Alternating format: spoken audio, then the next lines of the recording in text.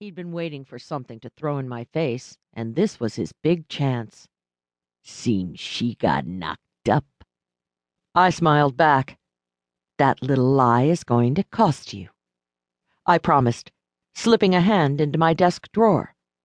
Claire, the witch with girl power practically stamped on her forehead, running off with a lowlife connected with Michael's stable? Didn't think so. Kyle held up grubby hands with telltale brown stains on them. Leftovers from whoever had been lunch, I guessed. I would have advised him that his love life might improve if he paid someone to scrape the dried blood out from under his nails once in a while, if I hadn't thought he'd eat the manicurist.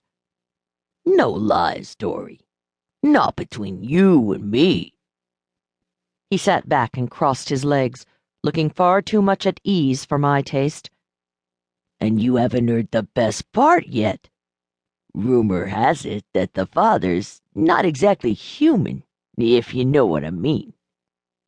His grin turned feral. Passing me up because you were afraid to bring another half-breed into the world was a waste of time, wasn't it? Looks like you're about to be auntie to a bouncing baby dhampir. I didn't have to glance in the mirror behind his head to know that my expression hadn't changed despite the shock.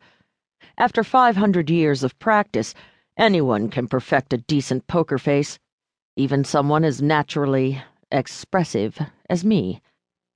Actually, I shot you down because homicidal psychos with dog breath don't turn me on, I said pleasantly, pulling my hand out of the drawer and throwing an unstoppered vial in his face. The holy water stuff is a myth, but there are other concoctions that don't sit too well with the smarmy undead, and that was one of them. The dragon's blood wouldn't kill him, but he wouldn't look too good for a few days either. Of course, since it was Kyle, it was a good bet no one would notice the difference. I tossed his screaming body out the window after he gave up the rest of the few facts he knew, like the name of a bar where I might locate a few of Michael's thugs. He bounced off the sidewalk 3 stories below and slammed into a parked car, denting the metal with his forehead before crawling off down the street. Too bad it wasn't daylight.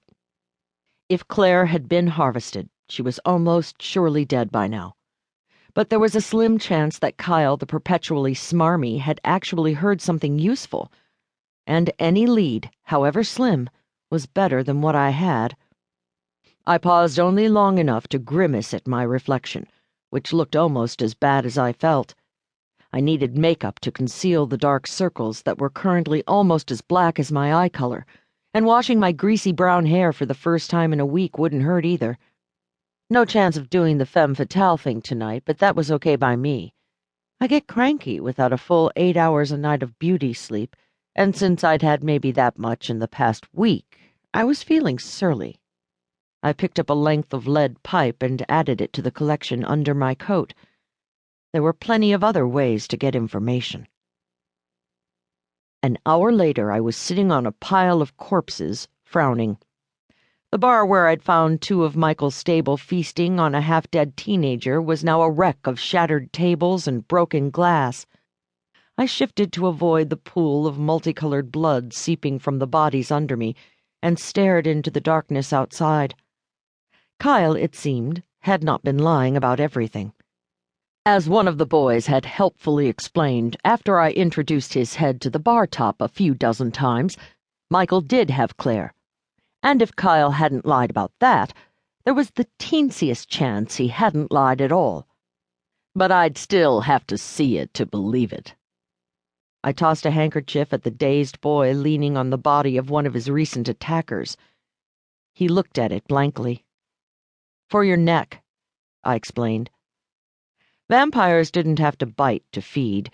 In fact, it was against the rules, since it left hard to explain corpses behind if they got carried away. But no one had been paying much attention to the law lately. Usually that was the way I liked it, but it did leave me with a dilemma now. Normally the mages would be willing to help a witch in a jam, especially a powerful null like Claire. If for no other reason, she was a useful tool they didn't want to lose to the magical black market. The Silver Circle, the so-called white